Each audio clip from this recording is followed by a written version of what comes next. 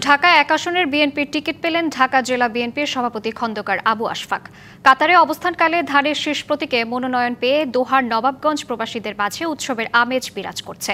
কাতার প্রতিনিধি আমিন ব্যাপারী জানান, কাতারে বিএনপির নেতাকর্মীদের খোঁজ খবর নিতে তিনি বিভিন্ন ক্যাম্প ও কোম্পানিতে যান। এছাড়া তৃণমূল পর্যায়ে বিএনপির ৩১ দফা বাস্তবায়নের লক্ষ্যে ছুটে গেছেন।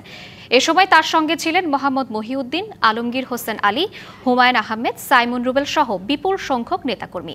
দলের মনোনয়ন পেয়ে খন্দকার আবু আশফাক বলেন, নির্বাচনে জয়লাভ করে জনগণের পাশে দাঁড়াতে পারলেই হবে চূড়ান্ত বিজয়।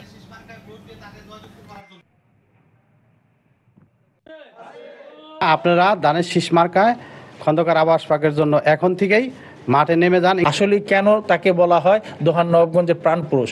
সে এমন কোনো মানুষ নাই আমি দেখছি এখানে সে মূল্যায়ন করেনি। সো আমরা চাই যারাই ধানের শীষ মার্কা নিয়ে সংসদে যাবেন, আমাদের এই দুঃখী প্রবাসীদের একটু খোঁজ খবর রাখবেন। মানুষের দুয়ারে দুয়ারে পৌঁছে ধানের শীষের মার্কার ভোট চাই। ধানের শীষের মার্কার ভোট পেয়ে আমরা জয়ী হলেই হবে চূড়ান্ত বিজয়। সর্বশেষ চূড়ান্ত বিজয় হবে যদি জনগণের খেদমত করতে পারি নির্বাচিত হয়ে, সেটাই হবে সর্বশেষ চূড়ান্ত বিজয়।